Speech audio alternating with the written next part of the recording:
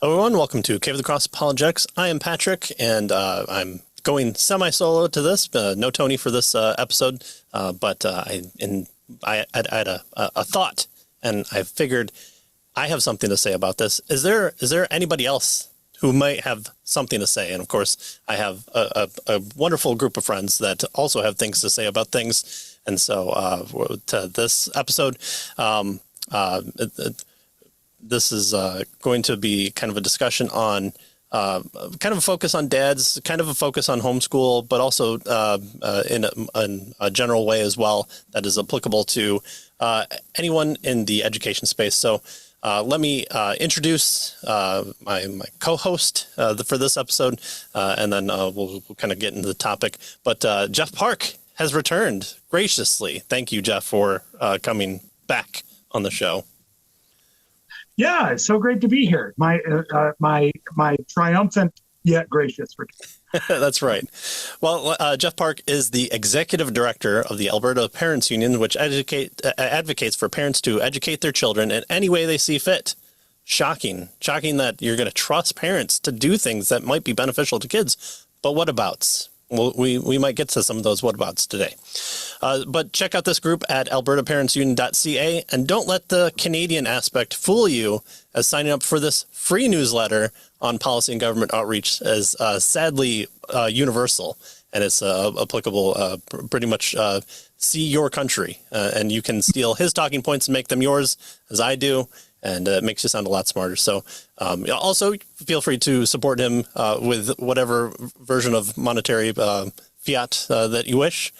Gold, I'm sure, is probably acceptable as well, but that can be done elsewhere. You can find previous episodes of Jeff talking about theology in episodes 150 and 151 on Cave of the Cross, and also the Christian's responsibility to educate their children in episodes 191 and 192. Again, we're very verbose in our talking about things. Jeff is also a husband and father of 4 children, a great Christian, and third, most importantly, my friend. So I asked him to come on here. So Jeff, today I want to endear myself to our Christian audience by slamming Christian homeschool moms and insulting hardworking Christian dads. So I brought you on to help me do that. So that's what we're going to do. Okay, this sounds like it will not hurt me with anyone who currently supports me financially. That's right. Well, so obviously you're a advocate for kind of the freedom to educate in what we might call the traditional sense, or government schools, homeschooling. I mean, just the wide swath of educational purposes, and a mixture of any of those things that could happen, including just installing your kids into a 4-H community might be that weird extra thing that you do so that they know how to milk cows, or wrap the perfect present, which is always the part of the 4-H models at the country fair that I always liked watching, because it was like, who goes into 4-H to wrap a present, but that's a well done wrap present. And so all those avenues are available to us, and that's great, especially with the advent of the internet, the meteoric rise within the past 10 years of kind of getting out from under the shadow of having to sneak homeschooling in. I was talking to a friend of ours who she was in, I believe, Minnesota or someplace a little bit more out west than us here in Michigan, where she said that for all her life, she had to duck down in the car when they were during school hours. Truancy officers would be sent to them, but here in Michigan, it's never been illegal, and so she's a very big advocate of protecting any regulation from coming across the Michigan legislature, and we've had to deal with many here in the past couple of days of incrementally trying to get government's foot in the door more. And so I see all that, and it's a great we have great resources. But one of the things that I look out at the landscape of is, especially just type in homeschool in YouTube and try and find a dad in there. It's dominated by moms. look at the resources that come about, how it's structured, how the ads are placed. It's all geared towards mom. And granted, that's, going to be a marketing thing. And so I don't poo-poo marketers for, hitting their audience. Events, meetups, teachers, tutors, organizations, they're all aimed at women, for women, by women. And so what I'm thinking is are we losing something within that by not including dads? And so this isn't my cheeky attack of saying dads, you're not doing enough, but we'll kind of get into that. But I kind of want to talk about what is the role of dads in this new landscape of education for children.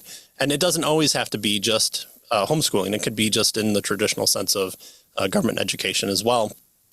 And, what are we losing if all dad is just the money bags to buy the curriculum and it's all done by mom? So first, I want to say is this a problem, or could this be a problem that you see it as either from a policy side or, from your pedagogy? Yeah, absolutely. So I first of all, though, I just want to echo your sense about these things because I am so professionally obsessed with education policy, I actually started getting ads on my Facebook feed for baby wearing yoga, just because it's like, oh, obviously you're a mom then, right? Like clearly you can't be a dude and this interested in education. Here are the places you might want to wear your baby and which is also allowed by dads. So I'm just saying. yeah, absolutely. I suppose it's actually I'm all about getting cuddles with babies. I Absolutely. wouldn't be opposed to wearing one of my babies. I am sort of opposed to yoga, but anyway. But actually, that's sort of a story about is I got I was, because I go to the we call them IPPs, the individualized performance plan. I think they're called IEPs, individualized education plans, in most of the states. Anyway, there is, so when a child has a special need and you're required, one of the nice things they do when a child has a special need is most places require you by law to spell out what are you going to be doing to fulfill that special need. Yep. Have a meeting with the parent on, here are all the steps we're going to take to fulfill this child's special need. And then the parent has to actually sign off on the plan. Seems like the kind of thing you could do for all kinds of education, not just special needs. But anyway, well, and I've taken advantage of that because I've figured, listen, my money's already being stolen. If I need some help with scissor cutting and figuring out tools to help the hand-eye coordination or speech therapy, that's something that I've alleviated myself, and so that definitely makes me less libertarian than the perfect libertarian out there. But I've filled out many, not many IEPs, but I've put my signature on those as well. Yeah. Okay. So they're IEPs in Michigan, and I think that's a normal terminology in the U.S. I could be wrong about that, but so I attend all those meetings for our kids who have a special need that's being addressed by an IPP in our context. At one of those meetings, the occupational therapist mentions that they're having one of my kids. They're teaching him yoga poses, and she saw my nostrils flare when she said the word yoga, and she's like, "Sorry, what I mean is we have a couple of different stretches, and it's like we're not doing this." And she immediately knew that we're not doing the spiritual stuff. There's no bowing to each other's chakras or whatever the terminology is. Yeah. And I'm like, oh, okay, fine. Stretching is good. Stretching is fine. And so anyway, so yeah, first of all, I've definitely noticed the same thing. I think it's just, first of all, biblically, it's really hard to see. The Bible is very clear. Fathers, teach these things to your children. Fathers, set up these monuments so that when your children ask you why these monuments are here, it's not just because the fathers are the ones with the muscles to put up the stones, right? That's not the only like gender role there is here. There's this expectation of some level of a gender role where the children are going to be asking the dad, why are these stones here? And then the dad should be the one prepared to answer that. Others are the ones that are commanded to raise up their children in the nurture and admonition of the Lord, specifically, not in exclusion of mothers, but the specific commands are frequently given to fathers.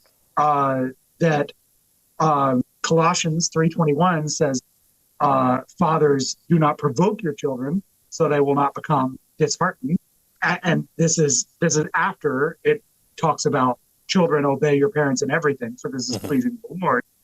And fathers, specifically, don't provoke your children. Now, that might be because fathers are particularly apt to provoke our children of the two parents. That's possible. That's a possible reading. Right.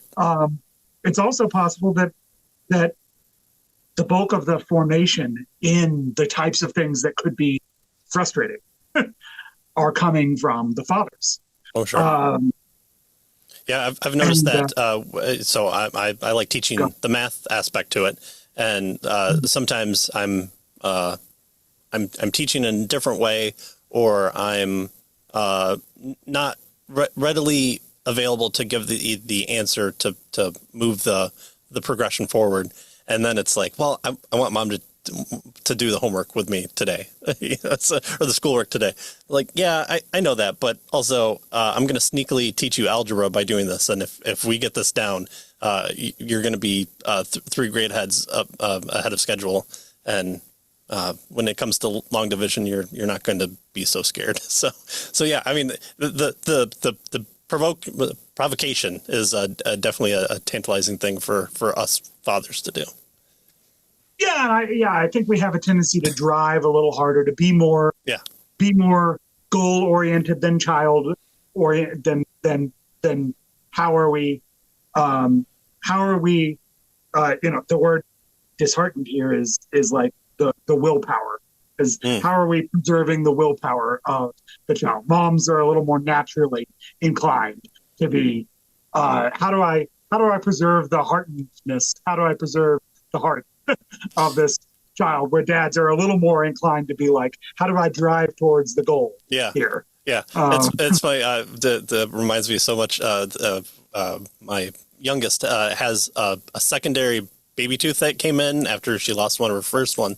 And so we're talking to the dentist about getting it pulled. It's like, yeah, but we're kind of, my wife took her and said, kind of nervous of how she would respond. It's like, well, we actually asked that moms don't show up that day and that the dads do, because moms are more likely to kind of preserve that, are you doing okay? How do you want to take this? And the dad's just like, my dad did this with a pair of pliers, and I still have, core memories from that formed. We're going to do this in a safe way, but we're going to get through it together. So it's just fun. We did it with even in that, it's like, well, we've actually noticed it's best for the dads to be on point for that time. That makes sense. Yeah. Oh, and I mean, I think for the vast majority of parents, which one has to take out a splinter? Right? Like, same deal, right? Like, dad has to take out a splinter because mom's going to have a hard time not just saying, let's leave it for a few days and see what see whether it pushes out by itself.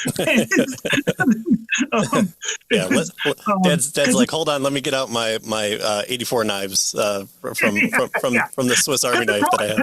It's sometimes it can be really hard. There's a lot of grief involved in pulling out that tiny piece of wood. There's a reason it's Aesop's fables and not Aesop's wife's fables. Yeah. It turns out that a child very much needs both a mother and a father. Shocking, I know. But and just the biblical paradigm for what we would think of as the most vulnerable, right? That's the terminology we as moderns moderns and non-woke, I guess. The terminology we would use is the most vulnerable. Most frequently, the word the Bible uses for that is fatherless. Fatherless is the paradigm for vulnerability. Fatherlessness is what makes you vulnerable. And that's not obviously in exclusion of mothers. Obviously, a child needs both of their parents. Sure. But we were just reading about Timothy today in our study of Acts in our family time. Your mother and your grandmother. Grandmother, and he was known. He was known for all these great qualities even before Paul abducted him and circumcised him and took him on the road. There are plenty of biblical examples of women doing this work, obviously, and there's obviously, and one of the reasons I feel that anything but home education is acceptable in the first place is that obviously you can always delegate the work. You can never delegate the responsibility. The responsibility remains with the parents and with the father. I would argue biblically, in particular, that the education of our children remains with us. That responsibility always remains with us. And since the responsibility remains with us, be sure you don't delegate the authority that comes with that responsibility. So you need to work hard to retain the authority over your child's education, even if you delegate some of the work of your child's education.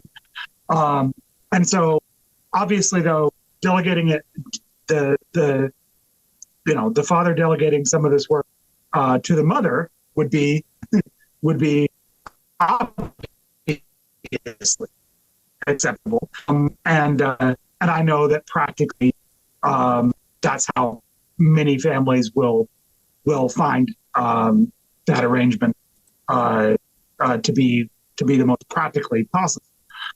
If you're delegating, if as fathers we delegate some of the work to our wives, that doesn't absolve us from our biblical responsibilities that are, again, so many of them are specifically given to us. And I'm focusing on dads because we're both dads. Right. There's plenty of other things to say, but so many of those responsibilities are specifically given to fathers. Obviously, delegated to the mom, that makes lots of sense. If you then do, though, as I was indicating, delegate it to someone other than the mom, I would argue that you introduce a second reason in terms of the paradigms in the scriptures. I'd argue you introduce a second reason why the father needs to stay very involved in a child's education if it's delegated to someone outside the home. And that's because the pattern in scripture is that men are built for conflict and for contention in a way that God has very intentionally not built women. And this is a corollary to the to the tooth and splinter conversation. I feel like, and to the fathers not exasperating their children part of the conversation. Like, I feel that these are all of a piece with each other. Is so it. I think you and I and your listeners can agree that it is sinful to send women into combat to protect men. I'm carving out that we can agree on this because apparently our governments have more trouble with this concept. And there's some discussion of selective service in your context of the draft eligibility of women becoming eligible for the draft, which is certainly a sign of the downfall of civilization. But it depends on how black-pilled you are too, because maybe you want to say, all right, let's have everyone be equal, and so just take a little bit of the black pill, but don't take the whole bottle. Yeah, no kidding. And I guess that's one of it is I'm not particularly black-pilled, but right. I would become so were my daughter's eligible for the draft. I'll tell you that. So we can agree as Christians, let's say, we can agree that it would be sinful to send women into combat to protect men. As theologically conservative Christians, we have broad agreement that there's a related idea that it's actually sinful to send women into authority within the church to protect against heresies, to protect against to protect the unity and integrity of the body of Christ. That is a level of intellectual and theological contention that it's sinful to push women into that role. I'm not binding anyone's conscience here, but I'm going to say that let's think then as fathers whether, especially in a situation where we have concerns about the school, there is contention to be had at the school. So remember, I was applying this to if you're delegating some of the work of educating your children outside the home. And so if there is any sort of contention to be had there, if there is theological and worldview battle to be done over the education of your children, I wonder how appropriate it is to send your wife into that fight. I think guys, like, God has made us to take up that responsibility and to contend for our children. Yeah. Well, and I think you can see the repercussions of that here in America, because after something happened in the 2020s, we had people suddenly realize through watching over their kid's shoulder, what are you learning now? And right. What's in your library now? And we can talk about the impact, whether any kid is actually going to the library and checking these out or what have you. But it took a letter from the FBI saying, hey, parents are getting involved. We may need to look into parents, when fathers got involved and fathers started reading these books too. And fathers were the ones that were holding people in contempt. And they were fathers who were threatening the arrest of in some sections of school board members. So yeah, it shows just what happens when everything reverts back to itself. And then, there are men involved. There are men in areas where gun rights are a normative thing where you can run for the sheriff and win and not be held down by any federal agency because that's the point of sheriffs. Oh, well, now this could be terrorist organizations in place here, and we need the Federal Bureau of Investigations to come and save these poor people on school boards. Yeah, absolutely. Yeah, and I was even just thinking about like the local school level, but certainly if it's going up to the school board level, and I guess we have seen more. I'd say it's less unusual to see the dads take the lead at that level. Although you do still have an organization, a national organization called Moms for Liberty, that I'm going to gently suggest maybe should mostly be dads. But or how about drunk driving? The moms against. I mean, how long has that organization been a thing? And look what's happened. But yeah, so and that's part of it, right? So why? It's because we've kind of regulated education to a feminine role, a feminine aspect, and I think that there's kind of two reasons for that, and it picks into our question here of could this be a problem? We definitely agree. Whether you're kind of whatever path you're going to take for your children's education, the father is going to be the main breadwinner, or at the very least, the person who's going to do most of the work on the professional end, I guess I would say.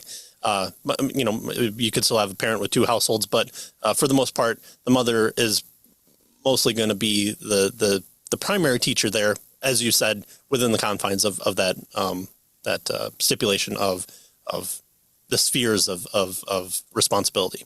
And so there's that. And so that comes to pass with our marketing aspect. But then when we talk about, and this has been happening since, I guess, the 90s, from at least what I know of when I was a child of yore. But the right tended to talk about, well, there's a lack of men in government schools. And so you don't get the benefits of good male role models there. Right. There's a discussion had in there. And so then even within the confines of that aspect on the local level, on the teacher level, on the curriculum level, it's always been a thing, especially for boys, but also, the boys aspect is more clear because you're seeing the contrast of, the boy wants to dig in the sand and learn how trucks work, and the teacher wants to, talk about how much a bag of apples cost if you add 5 apples to it. And so it's like, well, is that teaching? Is that talking on their level? But I think you could do that so much with girls, and it's something that we've talked about already. Is that the not so much coddling, but it's nice to have that opposite spin of having a male role model talk to girls about things. In fact, I'll post all these research facts in the video when I do it. But one researcher finds that homeschooling gives young people, and I'm here talking about young people, or homeschooling, but I'm kind of broadening it out, it gives them an unusual chance to ask the questions such as, who am I and what do I really want? And through the process of asking such questions, gradually answering those questions and having that mom and dad aspect, or the male and female aspect into it, I think helps to educate. Home-educated girls develop the strength and resistance abilities that give them an unusually strong sense of self. And so, obviously, I'm going to be advocating for homeschooling, but even if you can't, having that dual nature of the mother and father there, being that primary influence, even if you're not the primary educator there, but you're the primary influence on that education, I think if we lose that, if the dad steps back and just says, I'm here to put the money on the table, the mom does whatever they want with it, I'm tired, and we can understand that, right? We're all there. We're all fighting whatever Federal Reserve of our nation state is at work, We understand things like bills, and we always have. But if we step back too much, we're losing that influence for our kids to ask questions in a setting where you're not throwing them a book on why is my body changing. You're having a sit-down discussion as both a mother and a father to talk about different things. The dad's going to be protective. When the boys say this, they're lying to you because I used to say that, or I understand the mentality of that. The mothers are going to have, when this happens, you're going to need this type of hygiene, and from both a male or a son and daughter approach. So I worry about having it be too female centric, that the dads then are going to be further step back. Our good friend Katie Room, who runs periapsexpress.com, she's always talking about how the major book publishers aren't writing to a male audience because men don't read. Well, yeah, men don't read what you're putting out there. And so they're taking a step back from men. And so the men take a further step back away from them. And so then it's just that self-fulfilling prophecy.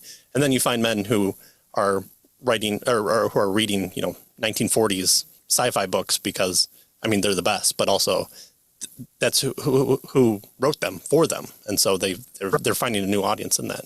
So I'm seeing that as the problem or the potential problem.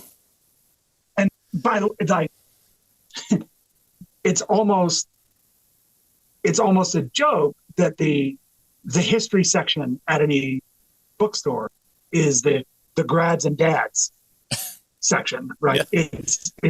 It's people doing graduate work and men between 35 and 55, right? Yeah. Which kind of dad are you? Are you the Civil War dad or are you the World War II dad? Exactly. Yeah. I did not even realize how true it was. The joke that you basically are like assigned from on high a war that you're unrealistically obsessed with. Yeah. And it's like for me, it ended up being World War I. Not the one I would have chosen if it were like actually up to me. It's like, it's almost as if there was like an assignment desk that said, okay, now that you're 35, this is the war you're obsessed with. No, you don't have a choice in this. This is the other angel from It's a Wonderful Life that you get. It's not that men don't read. Men read different things. And yes, if you're exclusively publishing the exact kind of things, I think our friend Katie Room actually retweeted a study that the Alberta Parents Union shared on Twitter that we summarized as study. Boys were more interested in war, comedy, sports, and science fiction, and more excited about informational texts, whereas girls preferred narrative books and romantic stories. And then our commentary on that was, what are your boys being assigned at school? Yeah. Yeah. And I believe our friend Katie Room quote tweeted that, and it was tying it into the issues with TradPub that you're mentioning. And yeah, there's some of the statistics in that study. This is from the Institute for Family Studies. It's a relatively new, June 5th, 2024. It's called "What's Wrong with Boys at School," and some of the stats in that study, of the top 10% of students, 2/3 are girls.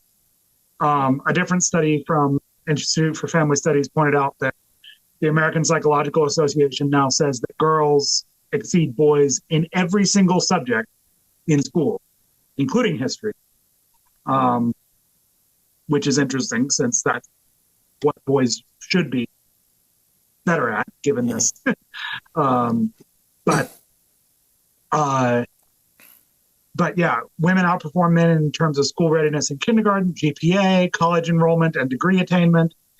Of the top 10% of students, 2/3 are girls. Boys comprise nearly 2/3 of the bottom 10%. of students. Um, and boys are 2.5 times more likely to be suspended or expelled. 72% of all expulsions in this one data set and 70% of suspensions were of boys. So imagine that you had, I don't like playing the conservative boomer, like, imagine if the situation were reversed, but I'm just, but let's just, I think it genuinely is harder for people to realize. I think we're so, I think education has, as a field, has been so effeminized as a field that it's almost difficult. It's almost difficult for us to see it without sort of seeing what a 5-alarm fire it would be if it were reversed. Mm-hmm. If all those statistics were the other way around, and 95% of elementary school teachers were men, wouldn't we be saying? Wouldn't that be like the only thing we talked about in education? We'd be talking about the patriarchy, keeping women down, as you know, we just want them in big hoods, pumping out babies, and look at all the bad things that are happening. Yeah, and same thing with it's with ADHD being diagnosed in public schools of boys 2.5 times higher than girls. And so, you know, there might be a factor to that, but the fact that it's happening in government schools there, but is it just the boy's energetic nature? And so you need the father to come in and say, hey, settle down, but also, hey, we're getting real rambunctious here. Let's go outside for 15 minutes, shake this off and go back inside. Or, let's learn about how dump trucks work by filling up this bucket with a shovel. Isn't this going to be great? And I'm going to explain this to you. And you might not get anything from it, but there's going to be that memory exist. And then I'm going to go back again and say, remember when we talked about fulcrum? Well, here's, how a dump truck uses fulcrum as a simple machine in this big complex thing. And you're like, oh, whoa, cool. It's like the thing that Dad was talking about in science. This has ripple effects throughout the rest of society, because when boys don't learn to read, one of the ways they often handle the social stigma of not being able to read is with violent outbursts. Kids that engage in violent outbursts are much more likely to continue to be violent throughout their lives and be imprisoned. There's a direct connection. I saw a prisoners advocacy organization that was advocating for prisoners to actually be taught how to read. Interesting. Most of them never were actually taught how to read. And you go, oh, well, hang on a second. Maybe there's a connection between them never actually having been taught to read.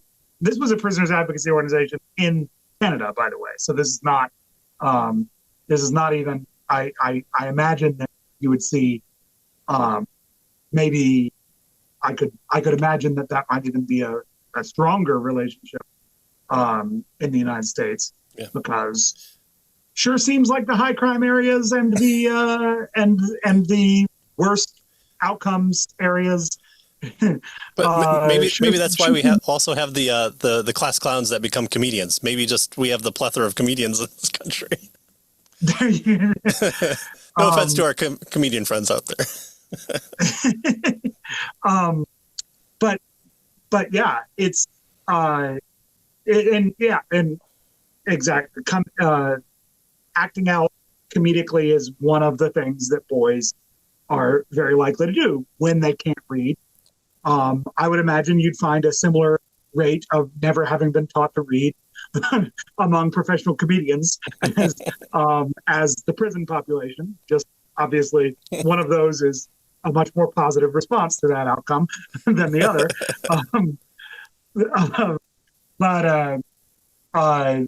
Anyway, so So yeah, it sure does seem like, hey, maybe they never having been taught to read in the first place might be related to the fact that they're in prison now. But then we also know that this gap in attainment between men and women, where now women are much more likely to have more educational attainment than men, it's bad for family formation. People aren't getting married, Right. Because because the you tend to marry someone of a similar level of educational attainment Right. as yourself, in part because you're likely to meet them at an educational institution.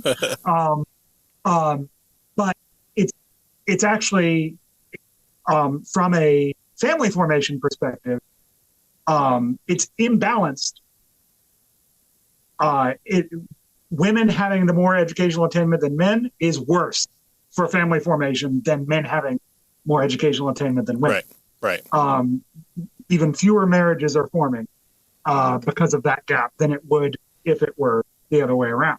Yeah. So we're having we see that in higher problems. education, where women are. I think is it something like they're 4 times more likely now. It could even be more of going to college, which there's an argument against that as well. Sure. For anybody, not just women, for anybody. Yeah.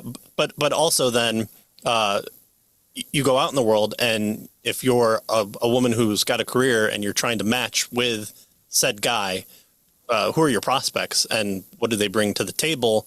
Not so much in a exchange information, although that's where our secular relationships are going these days. But are you going to want to marry the person who might make $80,000 a year, but also adds nothing in the conversation other than the paycheck? Well, hopefully for the Christian, the answer is no.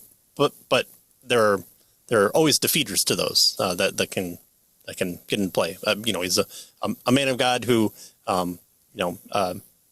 reads only World War II books, but is the bricklayer who brings home the bacon. The rank choices of the Christian are going to be different than the secular person who's going to look for, I need to match someone on that level. I can't talk sports every single day, or we get the type of relationships we see in Married with Children type of sitcoms where everyone knows that relationship would never happen. So what do we stand to lose here? And by fathers not being not so much the primary caregiver of education, but not playing this more central role. And we've kind of talked a little bit about this with the responsibility, the breakdown of the first level of government that God instituted was the government of the family after establishing, creation and creating it all. So he's got the initial government, but the government of the family is there. And so the creature creator, the next level of government, the wide gap. Yes. So there we understand that the father can't lead the family well if he's out of sync that way. But I also was thinking too that kids not being taught in a different way adds to that. The way that the structure of homeschool curriculum is laid out is very helpful. And if one doesn't work for you, try 82 of them. Now you can almost say you have too many choices. It's the Bernie Sanders. There's too many deodorants out in the world, and that's suddenly a problem. It's like, well, only if you're going to sit there and do a smell test for each one of them. So we're over-inundated with resources. That's not the problem, but it's sometimes, well, I wasn't taught that, or here's a way that I was taught in a different way where, we're learning money instead of looking at it in a book. We actually get it out, or we play pretend of going to the store and talking about, how to make change and things like that. So teaching in the different way, I think, would would falter because the way that the wife thinks, the way the man thinks in any relationship, in any way, if you're going to have a marriage relationship, that's one of the benefits of the marriage relationship is the father's going to look at cost ratio. The wife is going to look at the happiness quotient in there, which are both important, or vice versa. The dad says, I want to do this fun thing. The wife says, no, we can't do it this week, but let's wait until next month when I have a coupon. Like there's the benefits for that. So I think we lose the ability to teach differently to our kids in different ways. And they see dads, if they're off in the corner, just resting after a grueling day, but then not contributing to their education. It's, well, now I'm not going to dad for anything. I'm only going to mom for things. And we lose that underlying aspect of not so much you can go to your dad for these things. It's like, yeah, but I always go to mom for these things. And it becomes very focused then on one parent because that's always the route of, I need to learn something. I'm being educated that way. This even has implications for, look, a child's education is a major portion of their upbringing in terms of time, attention, priority, and in all elements of a child's upbringing, both the Bible and research are very clear that authoritative and not authoritarian parenting.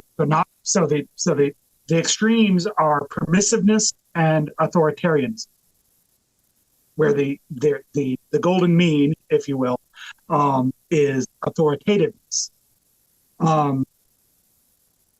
And relationship versus legalism, right? Yeah. And I feel that this has dads and moms approach that balance differently and complementarily, which is why children should have both of them. And I feel that when dads aren't involved in education, it lets some of the dad's approach to authority slip away, which is the most obvious, slip away from this aspect of the child's life, their education. But it also fails to connect the dad with the tenderness that can come from talking about your child's educational needs will connect you to some of their tender needs as an individual person in ways that other aspects of their upbringing don't. And it also, look, if dad's being put in the role, one of the things that study that I was referring to says is that that he surveyed the books that are actually in public school classrooms, and 6.1 American public school classrooms, 6.1% of those books were nonfiction. When we know this is the one that I quoted as boys are going to tend towards nonfiction. 6.1% of the books being assigned in public school classes in the United States are nonfiction. So if the dad is having a conversation with the teachers and having to say, look, as the only person in this conversation who has been a little boy and no longer is a little boy who can't advocate for himself,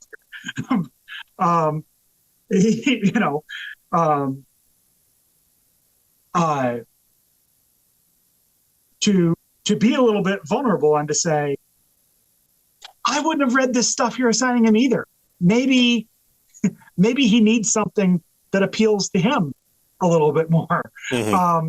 That is a way of, I think, being vulnerable and tender, and and filling that role of being the one to get in and be a little contentious if it's needed.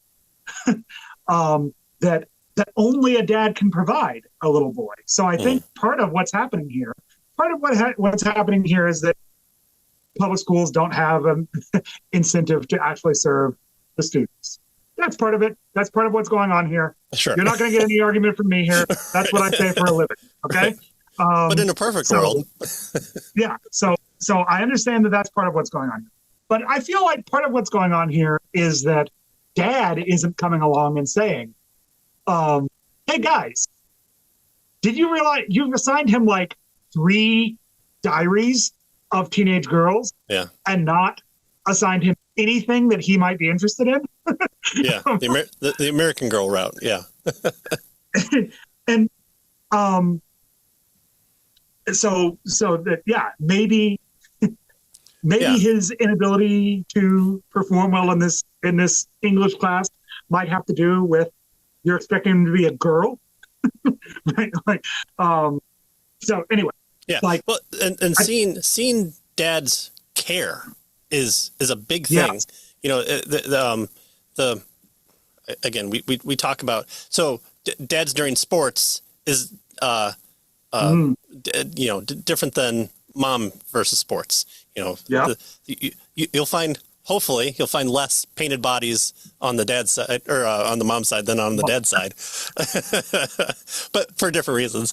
But having that, my dad cares about this. He's at this meeting, or he's involved, or he is tired. My dad is always tired, but every Wednesday he's there, going over time or the times tables with me and quizzing me and making a game out of it, or what have you. Having the kids see, dad thinks this is important. I know dad is tired.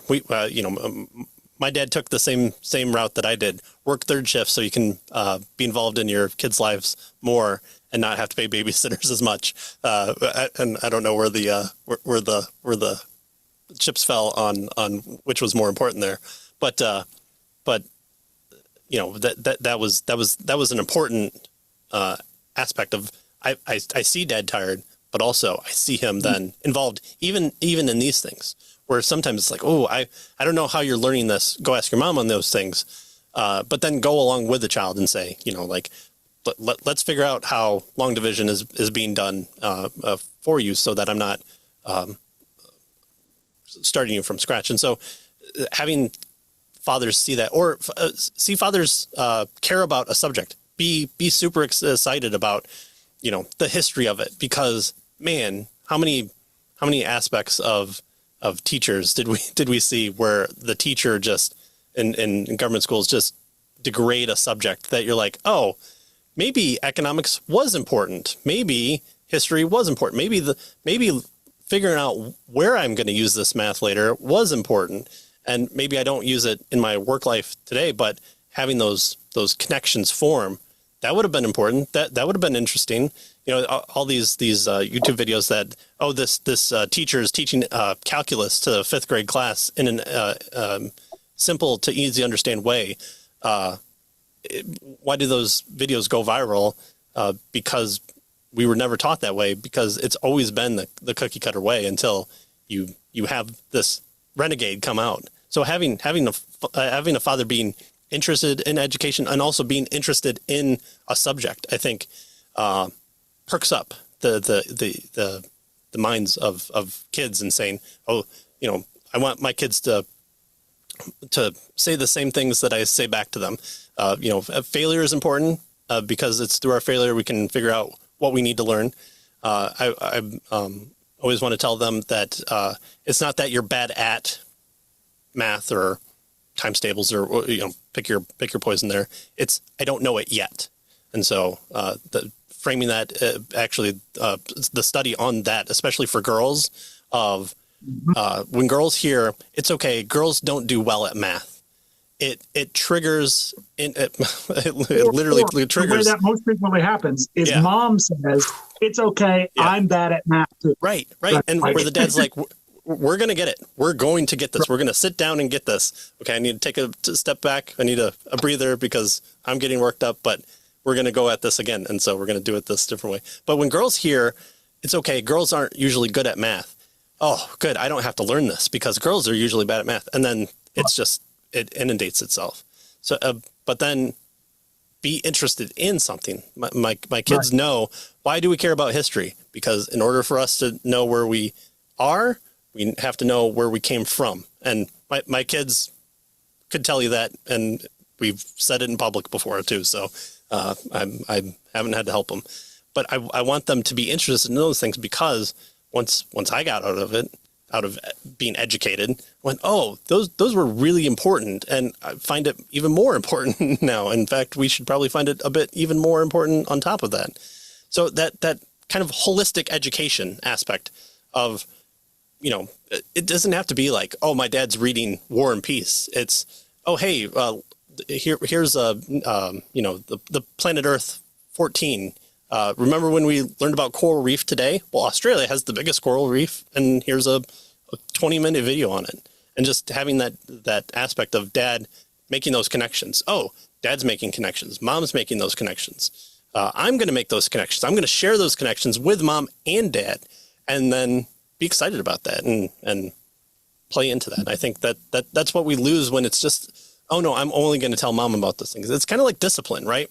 If dad, just wait for dad is always the thing, then dad's going to be the thing to be feared, and not you lose that relationship aspect. It's always then, the spank or the switch or the yelling, but also then the dad should always be willing to come down to the level, look him in the eye and go, all right, tell me what you did. And changing up that aspect of, it's never always you messed up, go to your room aspect. It's, all right, we're going to have a conversation about this because it's important. Ooh, dad's not just sending me to the room. He's at my level. He's talking to me. Or mom takes the opposite approach. It's not always, hey, let's talk about this. Let's have a family matters type of, in 30 minutes, we're going to resolve this aspect. It's like, no, you've messed up and you need to, oh, mom's not always the loving care person. That this means something important. So having that aspect of kind of that holistic education here by including dad, even when you're tired, even when the material is not something because it might not be the material that mom knows. Maybe we all have to find together as a family on exactly when we care about calculus and why. So. It's not just society's part of being a parent is realizing that anytime there's a problem, even if it's not your fault, it's your responsibility. If my kid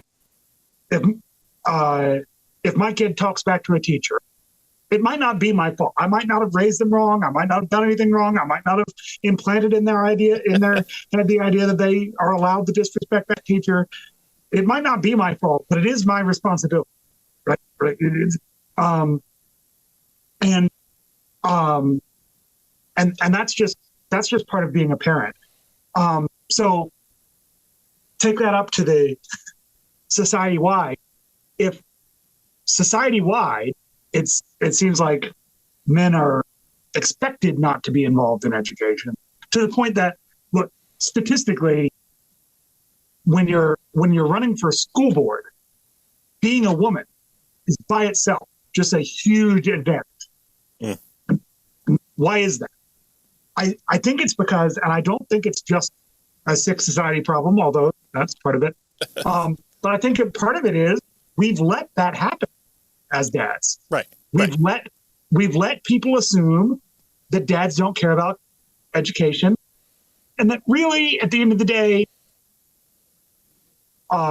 you can't assume that a man who's running for school board is doing it because he cares about kids.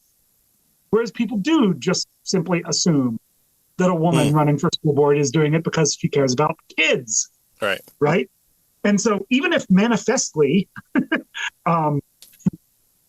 even if manifestly the woman doesn't care about kids, she cares about teachers unions. And that's her whole thing. It's just, oh, no, she must really care about kids.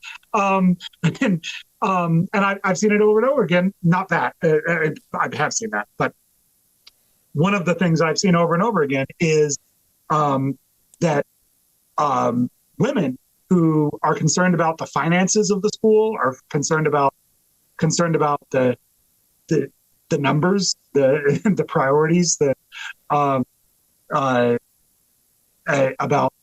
hey, we're spending a lot on things that aren't really helping kids, and not spending much on things that do help kids, that kind of stuff.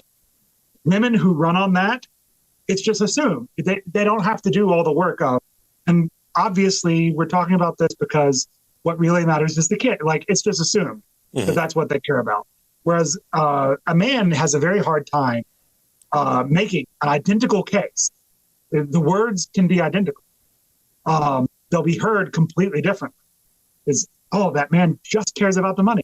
Did you hear him? He went on and on about the money. It's like, but in part, like, what I'm saying is, I think we brought this on ourselves. I think men have too often shown little interest in the actual. I was at an event where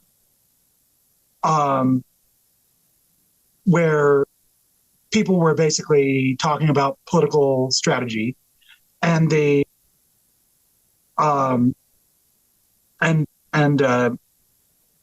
two men were talking and saying that basically the conservative advantage on education is that we'll spend less on it. And that ultimately nothing, no left-wing advantage on education will ever be able to overcome that we'll take less tax money to do it. And so we just need to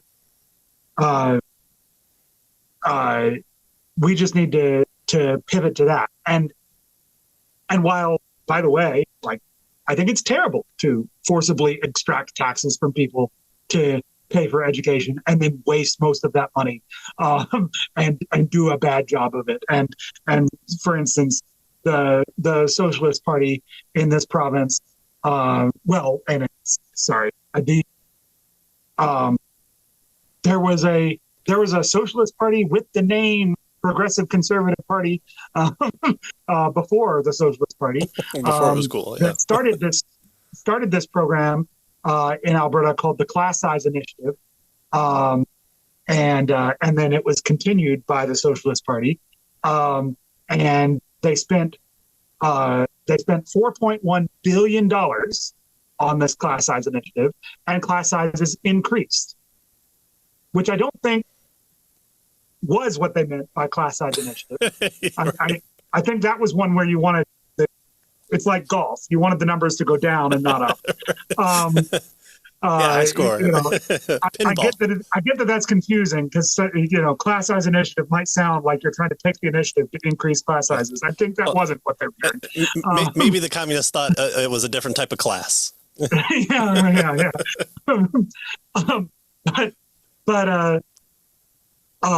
So look, that kind of stuff is terrible, right? You spend $4.1 billion of actual people's money, right? Like, you robbed that money from real people and then wasted it.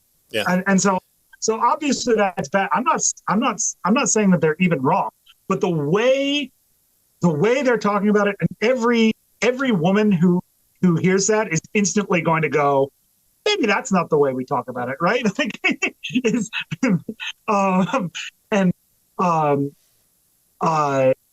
but I feel like, particularly as conservative men, perhaps, but particularly, but as men in general, I think we've almost ceded the ground of these are people who care about kids. yeah, to the left and to women. Mm-hmm. And so then, like, if you just take that in your mind, it'd be like, hey, what would society look like if men sort of gave up the ground of caring about children to left-wingers and women? What would that result in? Oh, it would result in much like what society looks like right now. Yeah. It actually goes a long way towards explaining what happened. I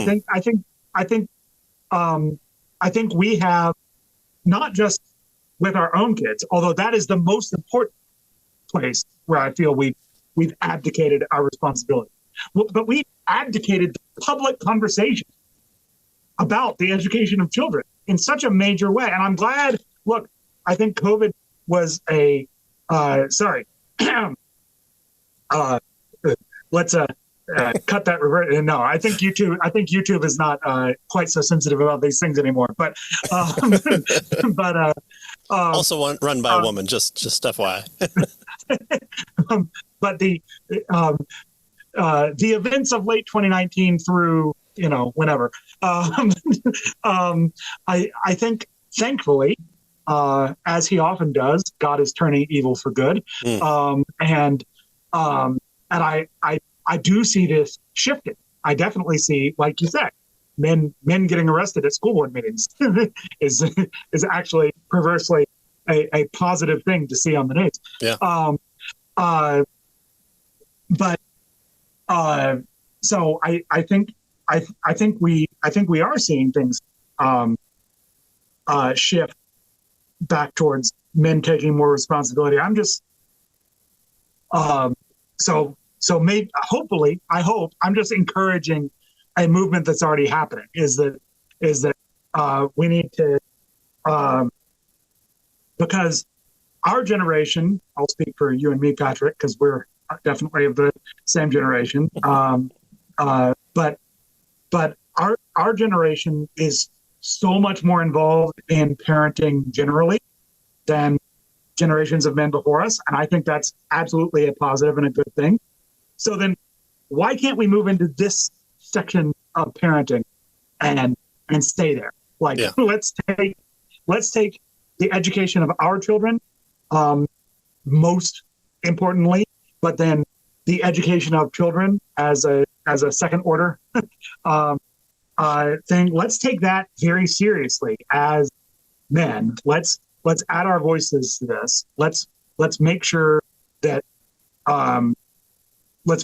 we're not accepting our relegation to the sidelines of this issue. And I think as men we have failed to live up to our responsibilities in this area in particular, and we failed to do that at the level of the home all too often.